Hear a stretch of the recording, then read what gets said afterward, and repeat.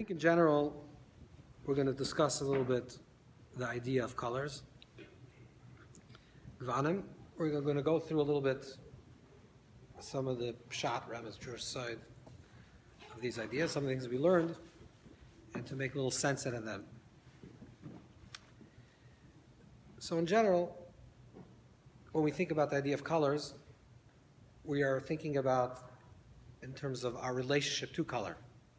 What is our relationship to color? What does colors evoke, inspire? What is it caused by us by when wearing these colors or seeing these colors? We see already in the beginning by Rabbi Sadigan in the Munaf Deis that he talks about the different colors, and he says, for example, that the red color is connected to ois, koyach ois, power and strength. And then we have from the Ramak in Shiur Gevanim, Moshe Kadavera writes in the Pardes like this. He writes that we know from Tikkun Zohar, from Zohar Chadash, from other sources, we know that there's a relationship between the colors and the spheres. So he starts off by saying that this is not literal. Of course, Chesed is not white, and Gevura is not literally red. This doesn't have a color. But there's a relationship in terms of the way we interact with colors. And when you see the color white, it evokes, it arouses, inspires a certain emotion that's connected to the midah, to the attribute of chesed. Or when you see the color of red, it evokes a certain midah, a certain attribute of strength and power. And the Ramak actually explains that when a person wants to draw down chesed in his life, a person wants to draw down kindness and compassion, so a person should visualize themselves seeing either the letters chesed in white. So let's say the letters chesed samach daled in white. Or when he talks about the letter for gvura, which is strength, and in red, he actually says he should do with the havi, with the name Hashem. So to imagine Yud Kei Vav Kei in this color red. And he says not only to imagine it, but to actually dress in red and embody red and imagine yourself in being in a place of red, to draw down Gevura. The same thing also with Chesed. If you want Chesed in your life, he says this is why we find in the Torah that people dress certain ways during certain times. Like, for example, on Yom Kippur, the custom is to dress in white. This is also symbolic of the Kohen Gadol, who entered into the Holy of Holies and entered with white. So there's a relationship between colors and the spheres. And we'll have to hold this idea for a second, and then we'll go further. There's just one other source, which is an interesting source from Sefer Mafur. It's generally a very fascinating Sefer, written by Reb Shlomo Molchoi. Some of you know who this is, some of you don't, but he was a very famous person, universally famous person that lived in the 1400s, and then eventually he was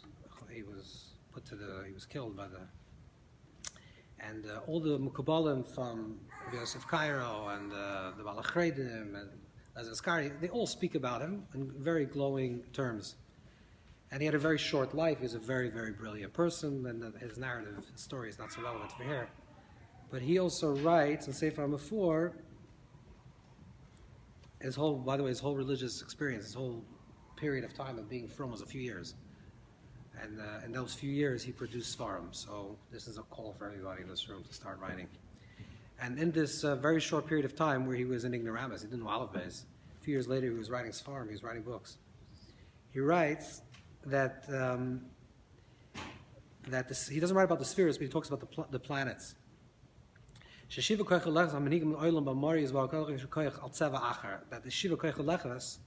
that the planets have an effect on the colors in the world. He says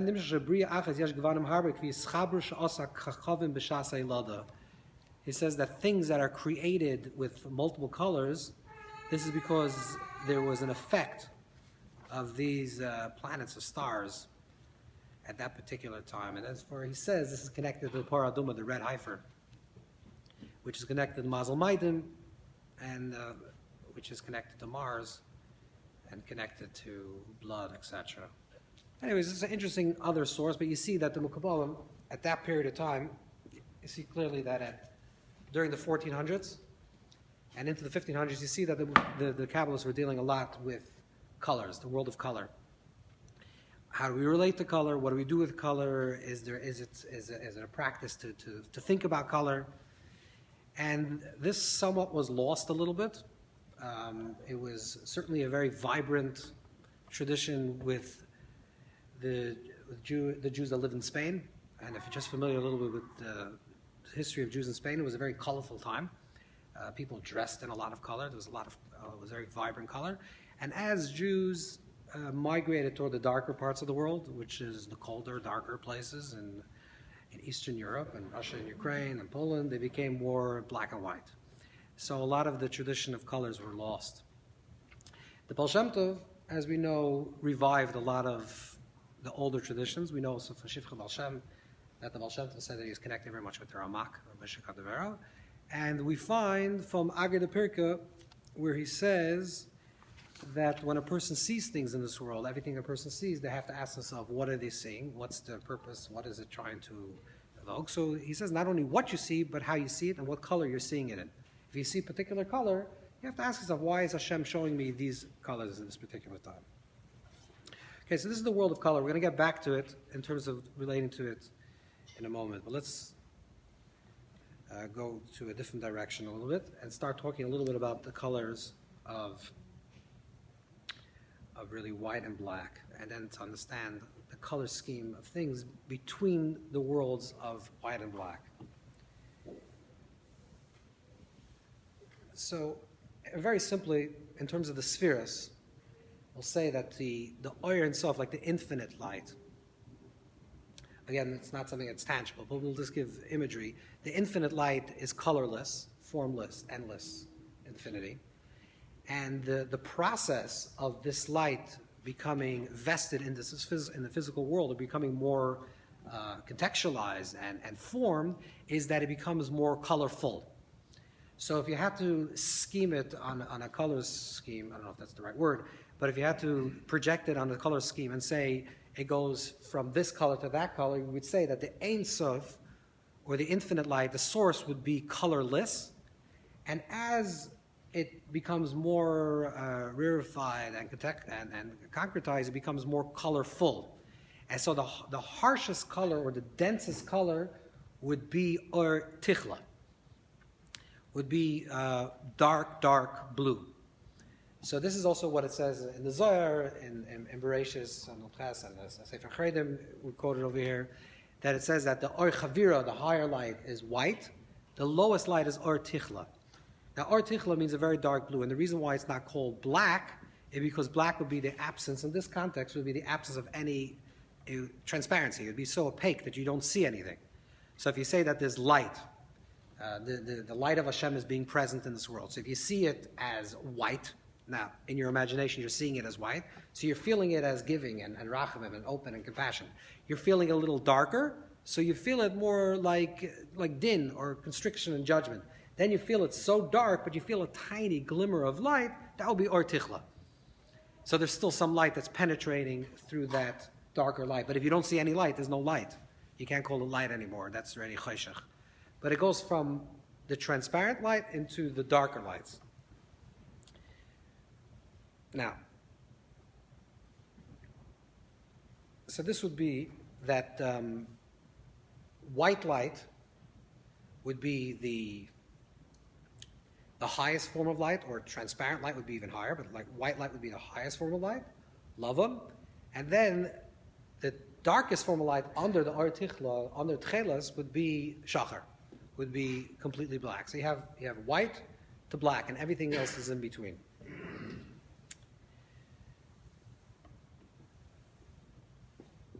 In the beginning of the Torah, where it talks about Adam and Chava eating from the tree of knowledge, it says that after they ate from the tree of knowledge, they were dressed in garments of skin.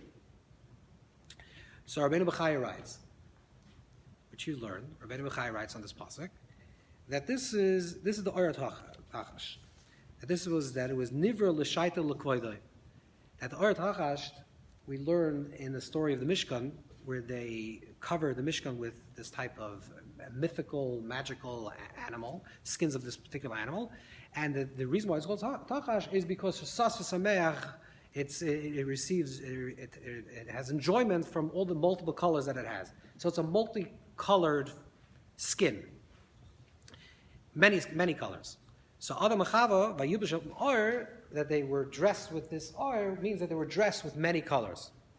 So here's a very interesting contrast, that in the beginning, it says that they also had skin, they also had a cover, they also had a levush, everything needs a levush, everything is a garment, but their original garment was made out of their skin. Skin was their original garment. This is what it says in Zohar, the Al-Shemani, the Al-Shechamani quote this Zohar, that their original garment was made out of nail. So nail covered their entire body. Nail is transparent. You can see through the nail, right? You can see through your nail. It means that it's a transparent garment. So the original light, the original garment that they had was a kesoinus of or with an aleph. Or with an aleph means with a garment of light. Garment of light means they had a transparent garment. And because they had a transparent garment, let's call it a white garment, at the higher level, the white garment, because they had a transparent garment, they're also able to see, they're able to see from one end of the earth to the other end of the earth. Because what they experience internally in their own body of having a transparency within their body, that caused them to have a transparency throughout the entire world. So from one end of the earth to the other. And this is what Tosfos, which we quoted in Tosfos and Shabbos Chaf Aleph, writes, that we need the light in the Beis HaMikdash. And Tosfos brings down, the name of the Medrash, that during the 40 years of journey, in the Midbar, they were able to see through things. They had the light of the Shekhinah's presence that was resting with them, that they were able to see B'soich Dvarim. They were able to see transparency. They were able to see through the opaqueness of something. So this is connected to a type of a higher form of garments. What happens after the Chet? After the Chet, they receive garments of colors. So they go from a white, transparent garment to garments of colors. So this seems to be like a demotion, that they're going from a higher place of white to the place of colors. Which we also mentioned is also connected with the idea of the Mishkan, which is that they have a Levinus, the people are experiencing, with, like we learned this week's Parsha, Levinus HaSapir, which the Sephorna writes is pure transparent, like sapphire, white, transparent light. So that's the idea of originally the way Klal Yisrael was on the level right after the giving of the Torah. And la'achar Chet Tzadas, after the Chet Tzadas, they have to create the Mishkan. And the Mishkan, the kisui of the Mishkan, the covering of the Mishkan was actually Or Tachash, which is many colors. So they go again from the place of transparent color to the place of colors. This seems to be a place of demotion, that they're demoted from the higher place to the lower place. So the place of colors, in general, we would say that the place of colors, if the white light represents a transparency, what is the place of colors? So the place of colors, and especially we'll talk about the strong colors, we say the color red, is the place of life, where there's fluctuation. If white is a certain static state, it's just white. There's no movement of white. I'm not talking about shades of white, but the concept of white is that it's in a static state. It just is. Black is a state it just is. So the place of where the spectrum, and there's movement, there's tenua, or there's life, we'll call life, is the place of colors. And that's actually what Rav Shamshon Hirsch writes in Shemois Chav Ches, that Tzeva Lavon represents Tahara, which is purity, perfection, and Tzeva Adam represents Chaim, life. And that's where the fullness of life happens.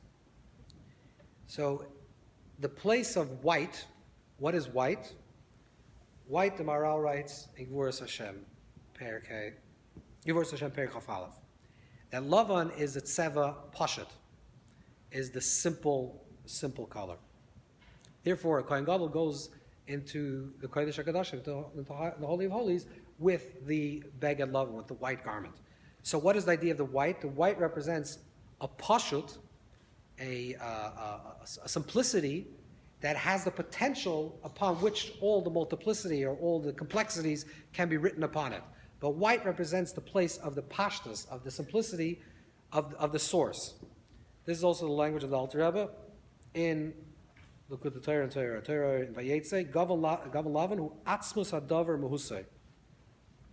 Or like he writes in Likutei Torah, that hu pashut koydem hapratim atzvayim. That it's the pashut, it's the simplicity that comes before the complexity. So white represents a state of simplicity, a place of before the sin, before any dissension, and the place of perfection. That's white. And from white, you get all the projection of all the colors that will follow from that place. This is also really clearly said in the Gemara. The Gemara says, in Sanhedrin Sanechas, the Gemara tells us a story that Shalom Malka once told Shmuel, you say that Mashiach will come on a donkey. I'll send you a horse. What do you need a donkey? A donkey is a very flimsy animal. It's not an animal that you can ride well. I'll give you a good horse. So he says, do you have an animal, do you have a horse, or do you have an animal that has 100 colors? So Rashi says, he's just pushing aside. He's not really answering the question. But the Maral in Chedush HaGadah says that he's telling him that what is a pashut? Chamor is a pashut. A donkey represents a very simple animal. And also probably because it has to do with the word chumrius, the chumrius, like the basic physicality of things. And because it has a pashut, because it's pashut, it's soivel, it tolerates all forms of colors, which means, in a very simple way of saying this, is that, you know, if you have a white sheet of paper, you can project any type of color on the paper. So the white represents the pshitus, or the atzmis hadavar, the essence of the thing upon which all the Gevanim are projected on.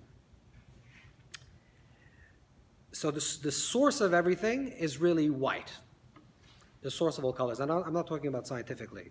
That the idea of what the color represents in Chazal is the place of the potential of all colors.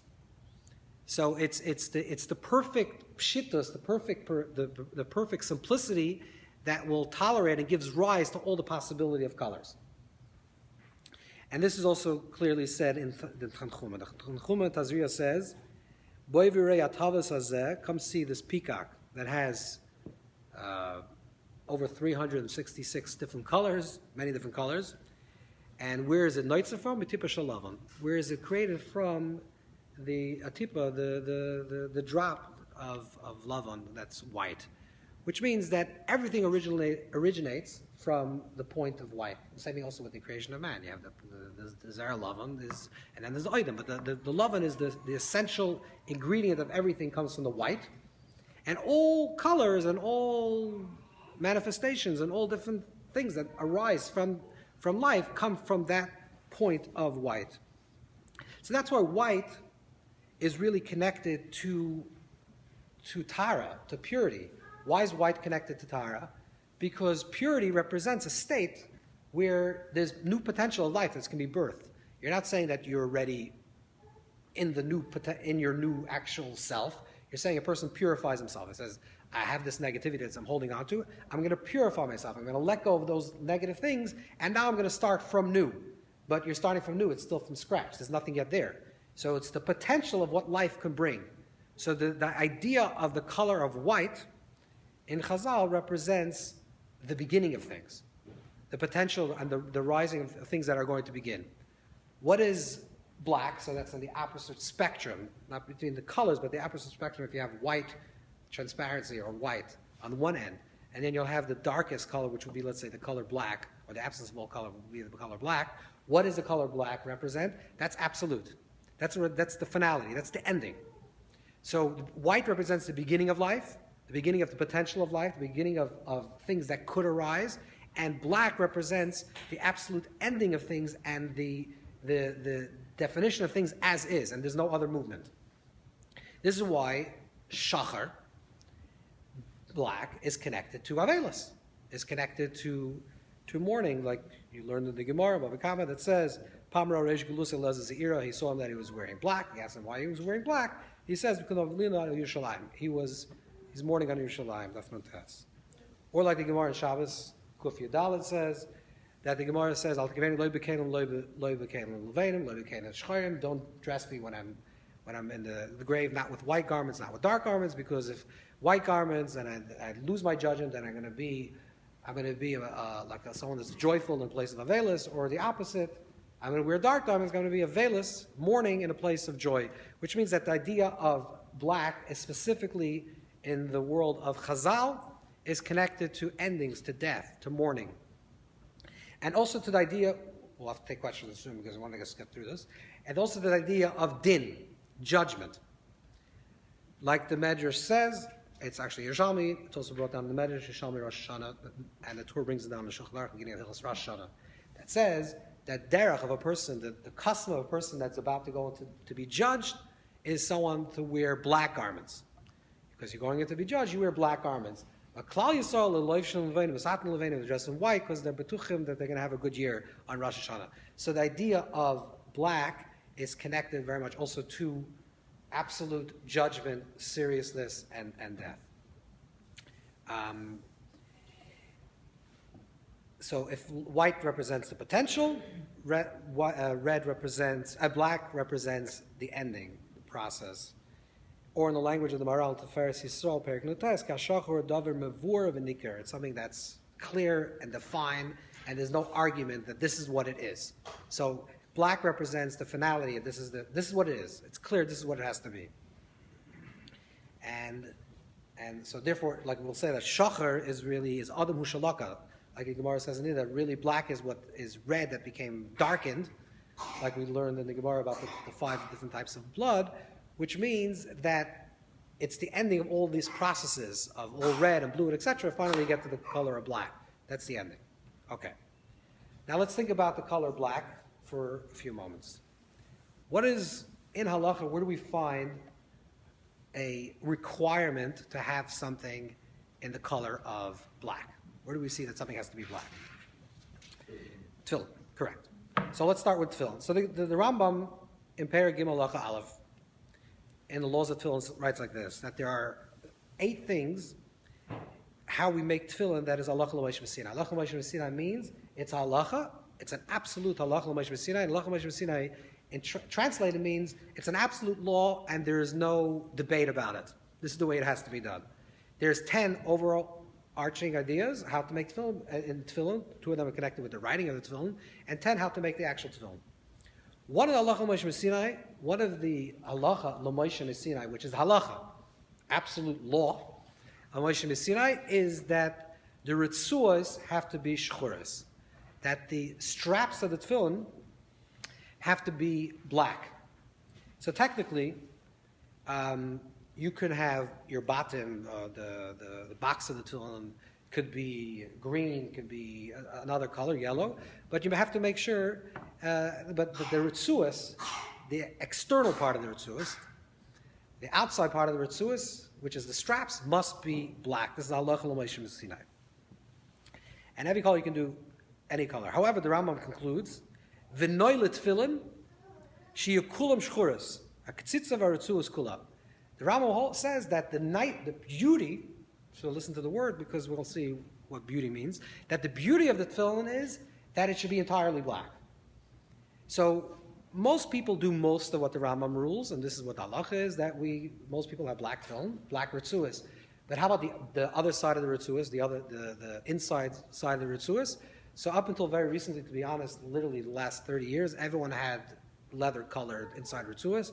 Lately it became a little more in style to follow the Rambam completely and to have your entire tefillin black. But the noy tefillin, the beauty of tefillin, is that when it is dafka in black. So I want to understand, I'll be maybe more machshava, why, the halacha l'moshe Sinai, and it has to be in black. What's the connection between the halacha l'moshe Sinai and the fact that it has to be black? So what other things do we think about in terms of colors? If color is black, so we also learn what's one of the big sugyas and shas, one of the big issues that the Gemara talks about a particular color, is regarding a eser yeruka, right? Like the Mishnah says in Lamadal and Sukkah, the difference, if you find the eser that is green, normally eser has to be yellow, if you find the eser that is green. So we're going to talk about a little bit what that is. But let me ask you a very simple question. when you bench, you bless an esrog on sukkahs, right? It's a chefs shal mitzvah, it's an object of mitzvah, you have to treat it with holiness, you're not allowed to even smell it, because mitzvah lahenes nitnu. You have to treat it with respect, right? It's a mitzvah. What do you do with your esrog right after sukkahs? Yeah, okay, that's a custom. But really, you can take it and throw it in the garbage. It's not a problem. I know people don't do this because it's not. They feel a little funny to do it. But technically, halachically, you can, or you let it fall, and then someone sweeps it up, and next thing you know, it's not there. Because what happens with the person that you throw it on top of the? What happens then? Someone comes that night and collects and throws it in the garbage. But you don't know that, so you feel better that you put it on top of the aron. But technically, you're allowed to throw an esrog right when it's done. You're allowed to throw it in the garbage. Okay. How about tefillin? Let's say you use tefillin, it becomes possible. It's no longer usable. The parshas are possible or it gets cracked. Are you allowed to throw in the garbage still? No, so why? Why by tefillin? It's a halachic question. Why by tefillin you have to make sure that you do geniza, you bury it, and by an esrog you can throw it out. What's the difference? So the Gemara, it's a brisa. The brisa is like this. The brisa in Megillah is like this. Chavavam and Beis. Torah Tashmisha mitzvah nizrakim. Something that's a tashmisha mitzvah, something that's used for a mitzvah, you can throw out. Tashmisha kedusha, something that is used for kedusha, for holiness, the sanctity. Nignazim, they have to be buried. What is tashmisha mitzvah? What is the halachic requirement of something that's considered a tashmish of a mitzvah? An object that can be done a mitzvah. So the Gemara says, Sukkah, Lulav, Shofar, Tzitzis. This is what it is. If you take your Lulav, you did a mitzvah, the mitzvah is over, you're allowed to nizrakim, you're allowed to throw it out. What's Tashmishi Kedusha? So the Gemara says, Sumka Sfira, Tefillin, Mezuzas, Virtuas. The Gemara says all the different things about things that we actually don't throw out, like parchment of a Sefer Torah, or the hand of a Sefer Torah, or the box of a tefillin. You can't throw out. Now, what's the difference? What's the difference between? They're both mitzvahs. This is a mitzvah to do an esrog. This is a mitzvah to put on tefillin. Why this has kedusha, and you say that even after you use it, you can't throw it out, and this once you use it, you can't throw it out. What do you think the difference is? You would think that kedusha means that it has sacred writings, has kisver kodesh. That means a tefillin, what is a tefillin? Tefillin, the difference between tefillin and mezuzah is, a tefillin and esrog is that tefillin, if you open up the tefillin, you actually have scrolls that are written in sanctity, which is called kedusha, and has shemus hakedoshim, has sacred names. So therefore, this becomes tashmishi kedusha. Therefore, you're not allowed to throw it out, like a sefer Torah itself, right? It's tashmishi kedusha. Then there's the idea of tashmishi mitzvah. Tashmishi mitzvah, which is like an esrog, you're allowed to throw out. But then the question is, what happens if you take out? You take it out. Let's say you have tefillin, and the tefillin got cracked, and the tefillin is no longer kosher, and you have klaf in there. You have a written ksav of the tefillin. So you take out the ksav, take out the parshias, bury the parshias, do gniza, and throw the tefillin in the garbage. But you're not allowed to do that. Why can't you do that? Because since it's a tashmish kedusha, means that it served kedusha, it becomes holy. Now, this is just a very technical thing. This is tashmish kedusha, tashmish mitzvah, but it doesn't really answer the question why. Why? Just because this has parshias is also a mitzvah. It's a mitzvah to write a parsha. So you wrote the parsha, and now you say this parsha, and you put the tefillin. This now has a din of kedusha. And an esrog doesn't have a din kedusha. What's really the oimek of the difference between these two things? They're both a mitzvah. One's a mitzvah to write tefillin, one's a mitzvah to shake an esrog. So they're both a tashmish mitzvah. Just because you have the parsha of the writing of the klaf, it's still a mitzvah to write the klaf.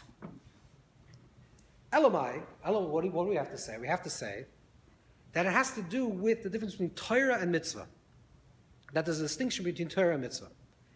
That esrog is a mitzvah, and we'll see soon why this is very important to colors.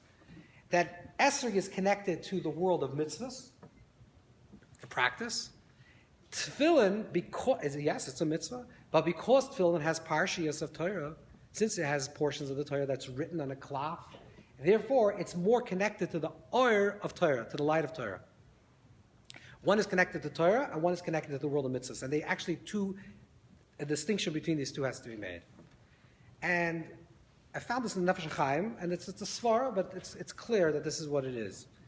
That he writes, I'm just going to read you what he writes, and it's clear and it's pasha, this is what it means. Ki kedushas v'oir ha-mitzvah asher tishkon oir al oisa dover v'achefetz. The kedusha, the sanctity of the mitzvah, which is the light that shines, the divine light that shines on that particular esrog throughout Sukkot, it only rests on the esrog while there's a mitzvah to hold the esrog, which means during Sukkot.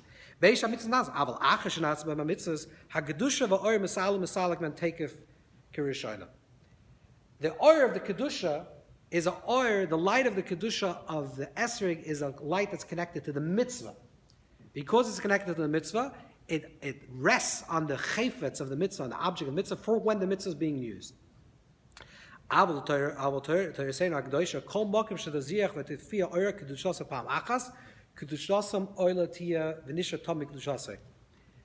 there's the oil of the Torah that's being revealed, which is like within tefillin or mezuzah, then this is permanent.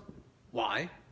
So he says the Gemara. The Gemara says in Soita Daf Chaf Aleph, K'ner mitzvah Torah, that ner is connected to mitzvah. Ner is a candle, is connected to mitzvah, and Torah is connected to light. And the Gemara says, what's the difference between a candle and a light? It says the definition of a candle is that you light it for a particular period of time, and then it extinguishes. And or the concept of light is permanent. So the Gemara says many different distinctions. It says one different distinction is that mitzvah, the light of a mitzvah is magina lefisha. It protects a person only temporarily. But the light of the Torah is permanent. It's or, which is permanence. So this svara is, this logic is saying like this, that mitzvah, the concept of a practice, if I'm doing something at this particular time, in this particular space, let's say I have to be doing this mitzvah on Sukkot, or it has to be done specifically in the Beis HaMikdash, or in a particular another place because it has to be in Eretz Yisrael. So I'm saying it's very time-bound and local-bound. Because it's time-bound and local-bound, that's the definition of a mitzvah. Even if a mitzvah has to be done continuously, it has to be done continuously in a particular time and space, means that it's vested within the world of time and space. Because it's vested within the world of time and space, the oir that connects us to the mitzvah is very time-bound.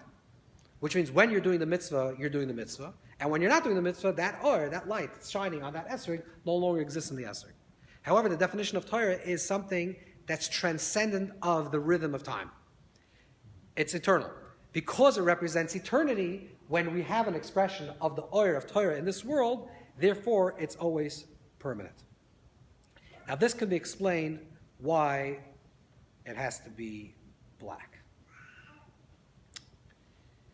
That when we say, why we said that the tefillin, even after you take out the klaf, even if after you take out the parshias, the portions that were written in the tefillin still remains sanctified.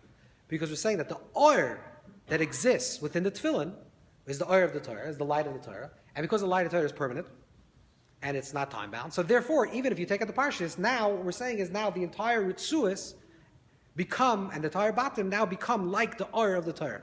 And therefore, just like the Torah needs keniza, you have to bury it, the same thing also in the tefillin. We're going to go a little bit deeper. In the idea of the Halacha L'Moshe B'Sinai, of how to write tefillin, we say that tefillin, the ritzuas have to be black. There's also one of the things that has to be done is that it has to be written with dioy. It has to be written with ink. And the Rambam in Perek Aleph, in the beginning of Hilchos Tefillin, explains how you actually make dioy. It's Mala Ashon, there's a whole process, which I don't know if people do this any longer, but it has to do with smoke. That's what they used to make. They used to light a fire, they used to gather like the ash, like the thing on top, the sid, exactly. And then they used to collect it and harden it, and then they add water, that's how they made ink.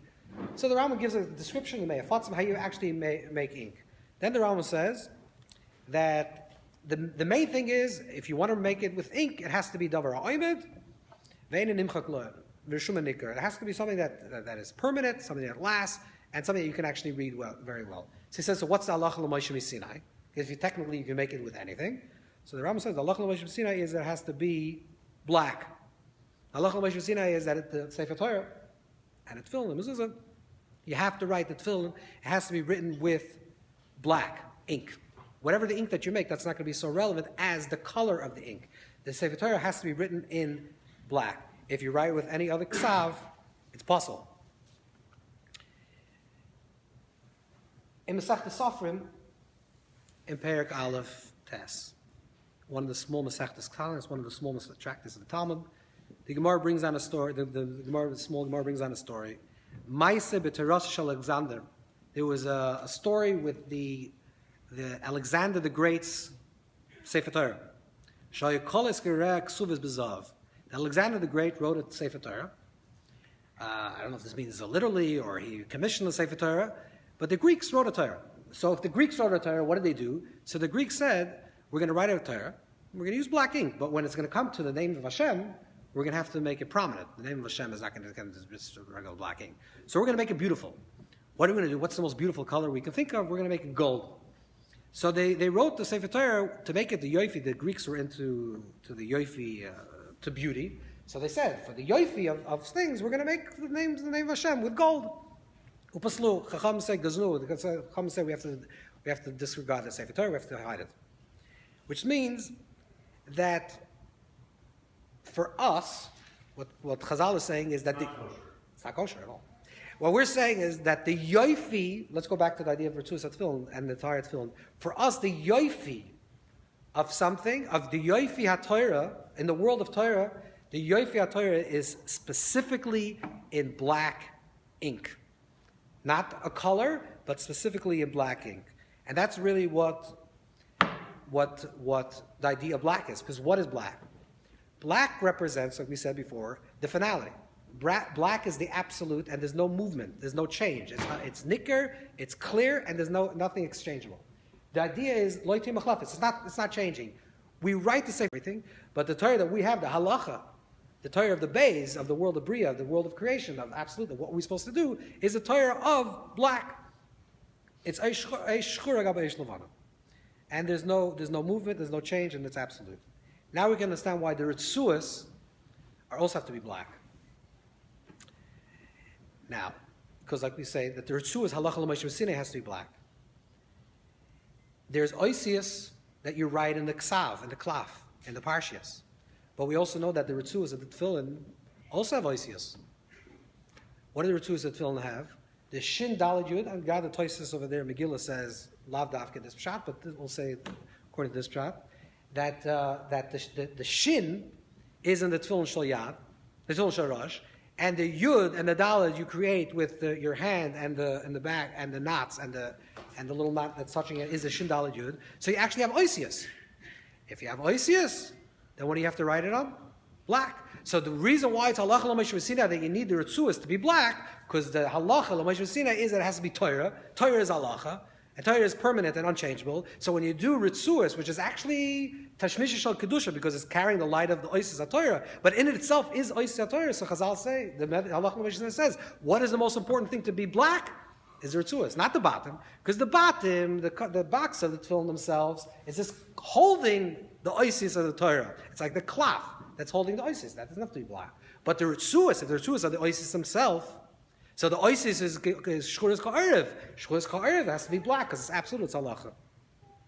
This is referred to the black. Now,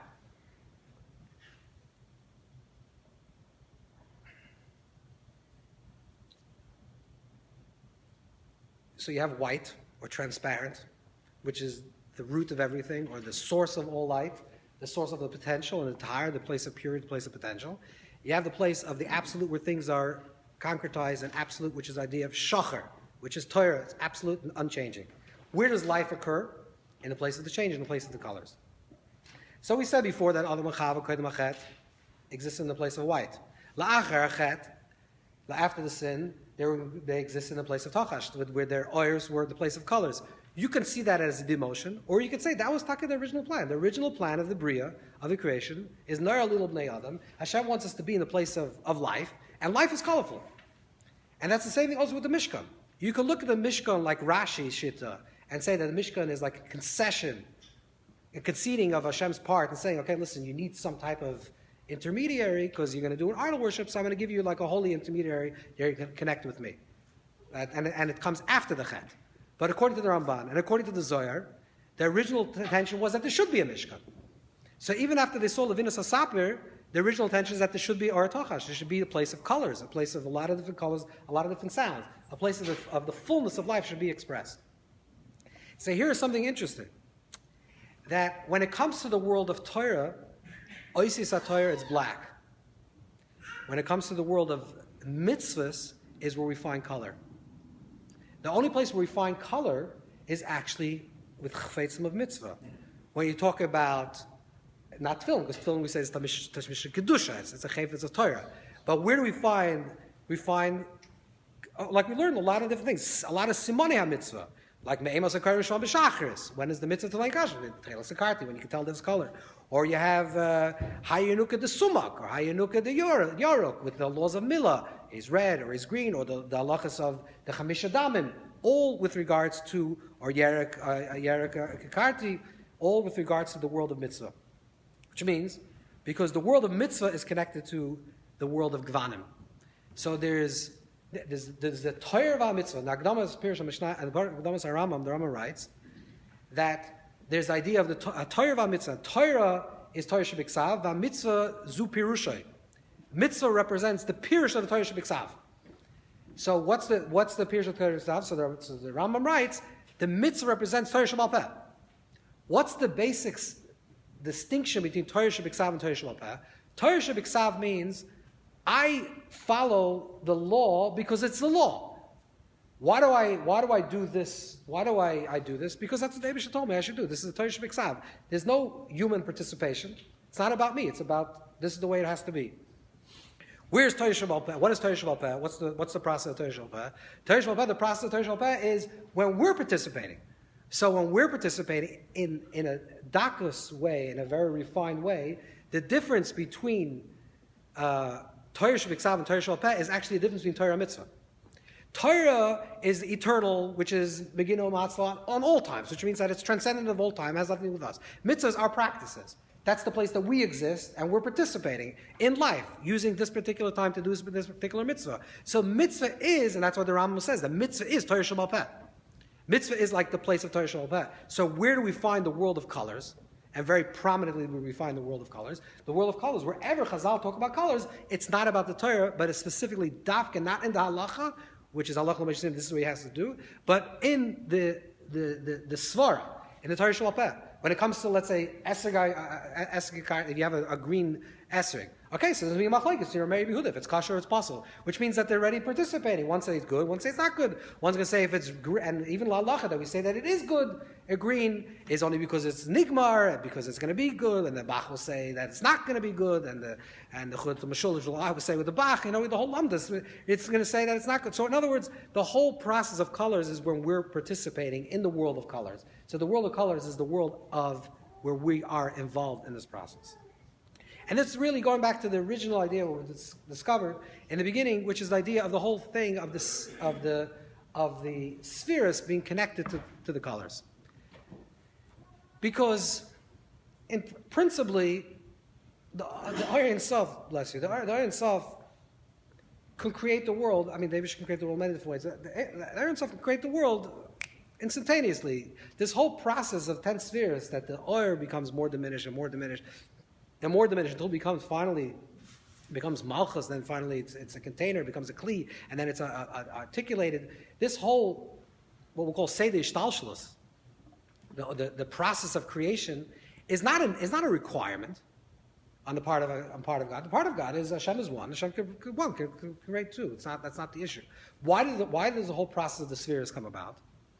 What's the intention of the process? The intention, the way the Shiur, Yosef Gitalia writes in the beginning of Dhamma, is that we should understand the creation. It's not enough that we say that Hashem created the world. Okay, Hashem created the world. But that we should participate in our understanding that we should understand the processes. We should say that if I want to create, how would I create? The Rebbe of Gerona, the Rebbe of the Ramban, wrote a short little sefer called Bir Es Spheres. And he basically what he explains there is that if you want to create a home, if you want to create something, you would actually need to go through the same process. You would have a concept of an idea, which is the chachma. Then you would start articulating the idea, which you bring it out into bina. Then you would start to bring it into das and say, how could I actually bring it into fruition? Then you would actually go ahead and use your right hand, which is chesed, and your left hand, which is gvura. And then so the actual process of creation is the physical creation, the way we create, mimics the cosmic creation. So it allows us to actually understand the process of creation. So that's why the whole structure of the Essa Spheres was only so we can be participatory in the process of creation. So in the world of black, it's absolute. You're not participating. You're just wearing black. By the way, it brings down from Chaim Palagi, Nefesh Kolchai, it brings down that's why it was already Chazal, already in times of Shas, used to wear black.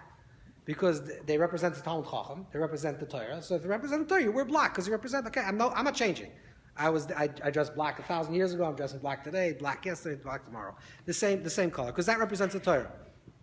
But there's also the mitzvah part of it. The mitzvah part of it is our participation. So it's interesting that even with regards to a Sefer Torah, one of the most elaborate color expressions in Jewish, let's call it Jewish art, if there's such a word, maybe it hasn't yet been invented, is actually in Big Day Sefer Torah, in the garments of Sefer Torah. If you go to any old shul, actually you go to in Rome, they have a display of the old Sefer Torah, all the mentlach, the covers of the Sefer Torah, and it's the most elaborate colors, red and gold and different colors, and it comes already from the Gevanim. When the Gevanim on Simchas Torah, there was a question if you're allowed to dress the Sefer Torah in women's garments. Then the time the Gevanim, they used to take a dress and put it on the Sefer Torah. Why? Because the whole idea is, the Torah is absolute. That's the Torah Shabbat. We're not touching it. It's black and white. It's black, the potential of white, it's untouchable. But our participation, this is the Torah Shabbat Peh. It's Minhagi Yisol. So in our Minhagi Yisol, how much color can we add? So they exaggerate with the idea of color. Because the place of the color is actually the place where we're participating in this unfolding of the Torah. So now let's go to the original question and say, was it intentional? Was it supposed to be a black and white world? Was it supposed to be an absolute world? No. The kavanah was, the intention was, that we should descend from the place of Adam Machshava the way Koydem Achat, the way they existed in the transparent world. And we should evolve through the process of colors and sounds and multiplicity and diversity and sort of through this long process of exile, the ingathering of all the types of colors and all the types of expressions, and eventually bring all that in the context of Hashem Echad, into the oneness of Hashem.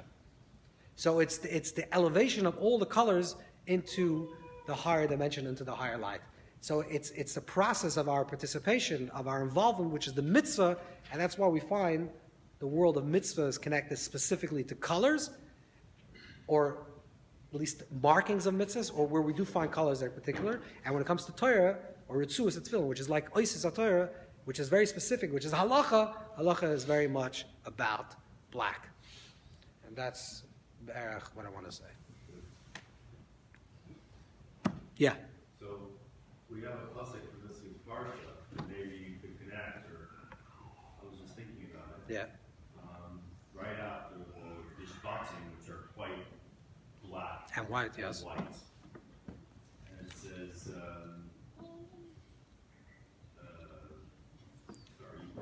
I'll go to find it on the page. I have it open. So Yeruas Elohei Israel Tachat Raglav Maaseh Livnat Sapir Etzem Hashemayim Zohar. Can I give a possibility that goes with you? Yeah, first of all, I quoted the passage before. Oh, you did? Oh, yeah, you did. Yeah, I guess what I'm going to say. What do you want to say? I was going to say that, like, Tachat Raglav sounds like a shadow. Like it's dark. Like it's like under his foot. But then you have the Sapir, which which is like a bright color. I mean, it also, in our readings, we heard that it also could be clear light. Right, clear light. It's associated with blue, right? Like Correct, so fair. And it's like the color of the heavens. I don't know, I feel like maybe it's also like that. The black letters, the black revelation, and then like the colorful World. Life. Correct. Life is in the place of colors. Law is in the place of black. That's what we're saying. Law is in the place of black. White is a place of potential. And life is in the place of colors. So when tshuva is connected to white, death, din, absolute, halacha is connected to black, and all the rest of life, which is the mitzvah, where we're participating, we're involved, is a place of colors. And the ultimate idea is to bring all those colors into a higher understanding of what those colors are. And there's something about, which you didn't talk about, is like the yoifi of black, there's also a yoifi of black. There's a beauty of continuity. There's a beauty of change and a multiplicity of colors, where things are multidimensional and multicolorful, and it gives a lot of vibrancy, and you can experience that. But there's also something that's very beautiful, and this is what Chazal is saying, that the yoifi of something, the yoifi of Sefer Torah, in the Sefer Torah itself, or the yoifi of tefillin, is actually just being black. It's like, yes, this is the exact same tefillin my grandfather wore, my great-grandfather wore. This is the exact same tefillin that was being worn. That's also some beauty. The color ruins the yoifi. Correct. The color almost means that it's subject to time. And the colorlessness of it, the blackness of it, says that it's absolute and it's eternal. That's the beauty of something. So we have to know when we're trying to beautify. If we're trying to beautify a mitzvah, zekelah ve'ulasem mitzvahs, we're trying to beautify a mitzvah, then we do it specifically with color. Every time we try to beautify a mitzvah, we do it with color. If it's putting a cover over the Sefer Torah, a cover over whatever the beautifying, if it's a tefillin bag, whatever you're doing, it's always full of color. Because we're saying that's where our expression is, that's where our individuality is being expressed. That's the place of our color. But there's also something beautiful about just saying, okay, this is the way we do it. This is the absoluteness of the idea, which is the black. So it's like life is lived in between the black and white space, between the absolute and the potential, and the fluctuation is the place of the color, and that's the place of our individuality. Yeah. So I'm not sure if this is a question, just a great comment. Yeah. In Noah, he sends out the raven, which is black. Yeah. And he sends out the dove, which is white. Correct. And after that, we have the rainbow. That's excellent, by the way. That's excellent. So That's excellent. The absolute is the first. Is din. By the way, that's exactly what it is. The Zohar actually says it. And it's Shchoros Ka'arev. So in other words, the black Orev, which I think we talked about it, right? The black Orev represents like the absolute. This is the way it is. The world is destroyed. There's nothing to do. It's death. That's like Edgar Allan Poe. There's the Raven. It's like the death. This is like the absolute. But then there's the white dove, which says the potential of life. And from that potential of life, a place of tshuva, which is like a new birth of life, that's where now all the colors of the rainbow come. And I think that's a good analogy, a very good analogy. Yeah? I was just kind of wondering if the sphere are the ultimate form of differentiation. Yeah. And then when you go back to the faith, Yeah. where Adam and Chava were Pashut, Yeah. where all White. white, Yeah. can one infer that the faith was supposed to happen because Yes. also the differentiation wouldn't have happened? Correct. This is what the Tanchuma says, Nar Lil B'nai Adam, that it was a ruse. Hashem just wanted us to participate in our own fall. But that was originally the intention. We should participate in the messiness of life. That's why we have, which in some of the sources, like Esav, Edom, blood, red. The world, the tangible world, is a very colorful place. That's a place of colors.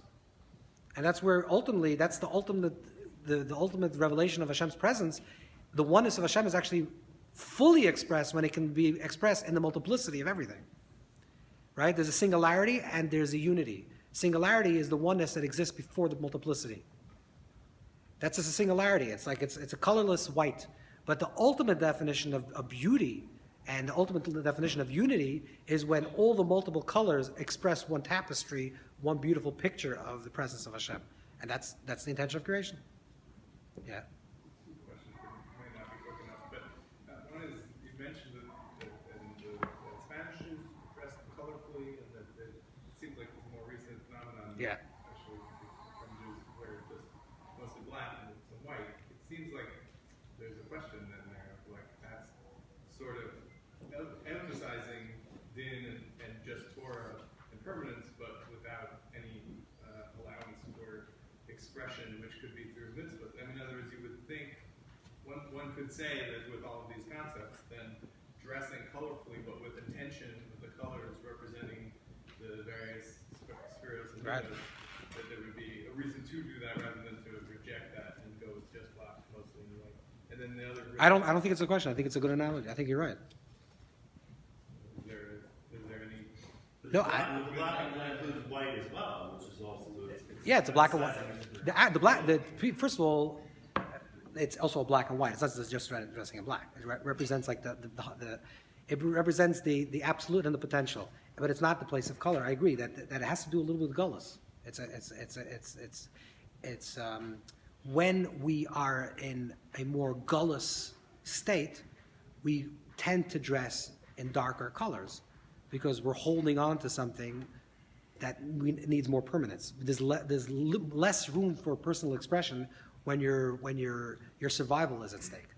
But you could also say that you're more aware and honest about being in gullus. When you're wearing black. Yeah. For sure, it's true. It's true too. It's true too. So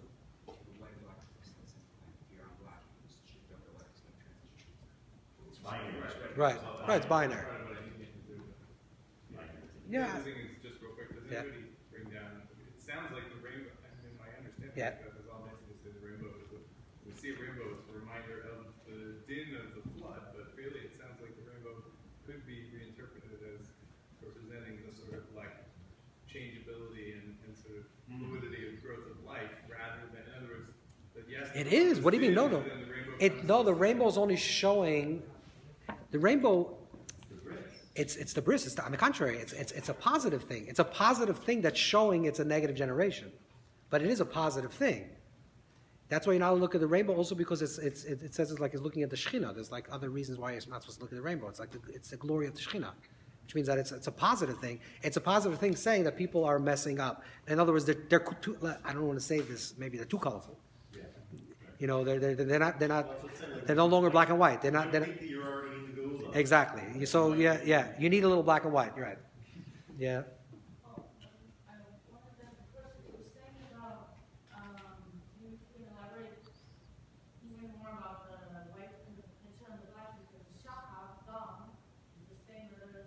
Shachar.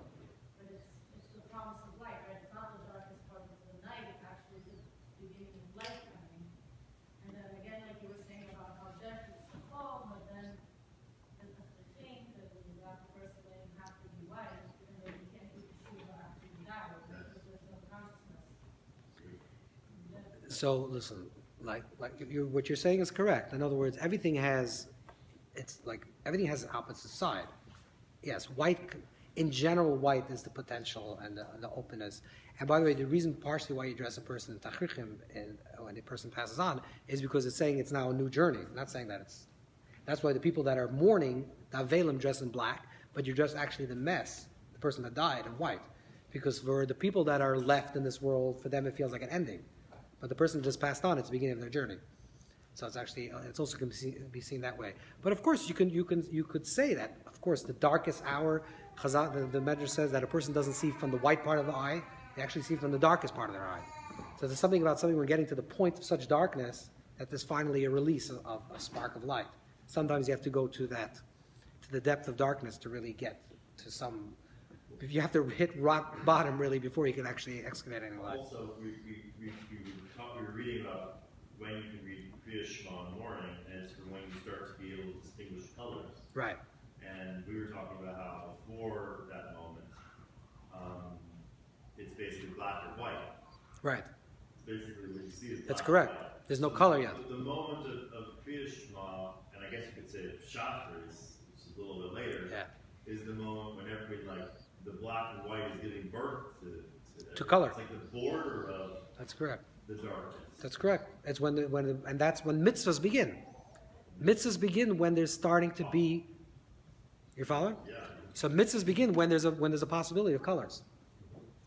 And by the way, this is also interesting that there's that generally mitzvahs are by day. Most mitzvahs that we do are by day, because there's the possibility of differentiation. Yeah. I think to consider a little bit of character of Lava, who is white, but Yeah.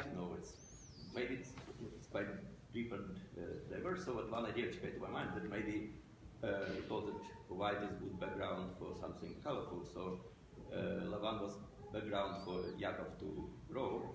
So maybe one idea is that Lavan was as background for him. So really the Medrash says that. The Medrash says that Lavan is called Shemalbim of Yisrael, that he whitens the whitens. So there's definitely that, and Yaakov is actually called Baka. Ozi Bakar Keshachar Erecha, which is going to be related to what you're saying, is that the white gave birth to black. That Yaakov is actually connected, even though Yaakov is Tiferes, which is multicolor, but the Chazal also say, the Zohar says that Ozi Baka Keshachar Erecha is referred. Yibaka is Aishas Yaakov. Yibaka is the same letters as Yaakov. So the Shachar Erecha, like the breaking open of the dawn of the morning from that place of white. Also, Yeah. is it paradoxically so that about snake, Nachash says that it was a room, it was Right. naked, so it also was like he was sophisticated. So it's some opposites. So Right. No, that's like no colors. Okay, that's a whole other conversation. But transparency could be something that's positive or it could be negative, like everything. Transparency that's revealing something like Galus and Gula have the same letters. You can be revealing, and it could be negative, and it can be revealing something positive. If you're revealing nothing, you're just superficial and just revealing the skin, which is the nachash, then it's negative. If you're revealing something that's the inside that's coming out, then it's a Gula. So what kind of skin did the top? Sorry. The tachash. So, but by the way, so the Medrash actually says that this is tachash, but the Medrash also says that the oil, Ksainas oil, is the oil of the nachash. Of the nachash. Yeah. Who says that? Medrash. Medrash. Yeah. So, well, that seems like it might be a little bit earlier than the Beit Avot. Yeah, it's a little early better bracha. I'm wondering what is associated with like not about the colors, the plague, the markers. Those were colors and the Chodesh was like the last before Machshava. Well. That the Arizal talks about that the 10 makkahs correspond to the Asar Mamaras, but from the other way direction, backwards. So Choshech is connected to the first Maimer of Vayhi'ar, and Makkahs B'choris is to Bereshis. So you line them up. That's why it says that it was Choshech, that it was actually light. It was a darkness that actually was to one people dark, one people light, because it goes back to the original light. But you could talk about that in terms of colors. The Arizal also, just one more point, the Arizal actually says that the makkahs also correspond to birth.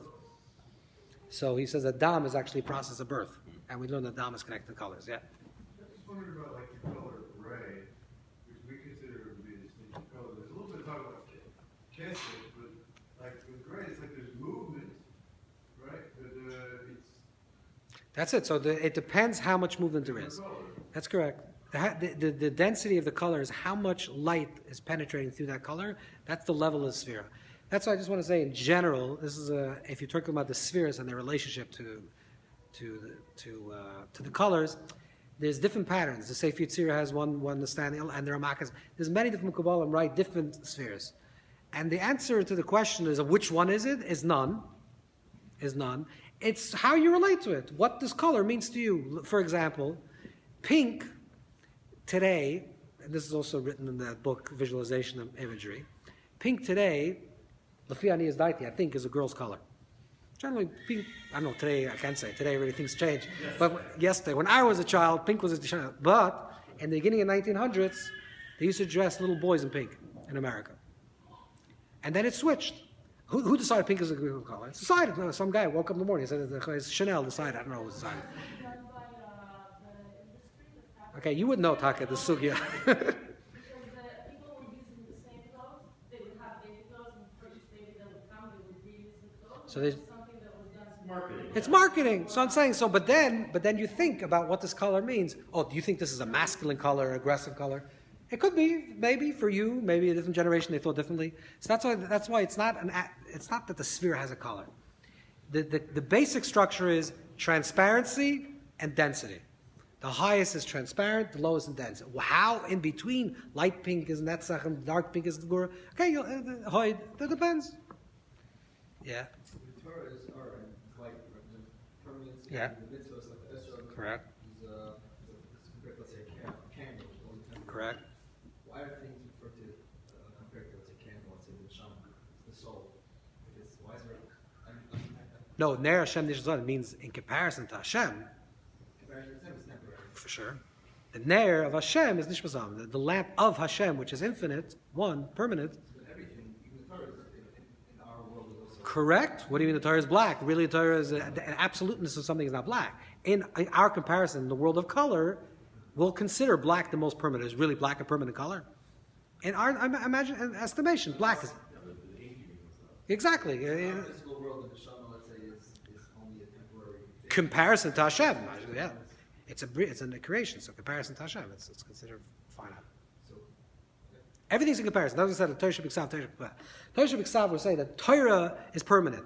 Torah Shabbat is already the colorful. In comparison to Torah Shabbat and Torah Shabbat, the written and the oral, Torah is the Torah itself, and mitzvah, like the Rabbi writes, is Pirushay, is already Torah Shabbat. So is mitzvah really Torah Shabbat? No, mitzvah is Minat Torah. You have to do it. Mitzvah is Minat Torah. It means in comparison to the written Torah of the Ksav, the Pirush interpretation of the Torah, which is like the mitzvah, understanding what the Torah wants, how to practice, that is already considered Torah Shabbat. Of course, it's not Torah Shabbat. It's a mitzvah Minat Torah to put on to Ashek and Esrei. Yeah. Can you look at white as transparency? Because the object that's given off the white object itself is transparent, whereas transparency is something totally different. It's a white, then it gets whiter, until it becomes transparent. Until it's pure oil. Pure oil, pure light, has no color. So we'll call it transparent. So the main thing is, what's that? the transparency was their skin, right? It's like a nail, Correct. as opposed to they have to wear a cloak or whatever garment. Correct. One's They didn't need to. One's not. It's not the point is that their garment itself was transparent into themselves. I'm glad you mentioned what I was going to ask. What Yeah. about the Alei Teina? Sort of intermediary there, is It is. green. Interesting. At least I think it It is. is? I don't know. Actually, I don't know. I think it is. I have You would know, but everyone knows their sugya. I'm not sure about the halakha. fresh, it's green. So it's got to be fresh. It should be fresh. But that's Yeah. Okay. So we'll continue, God willing, tomorrow. And Hatzlacha Rab. Mariv.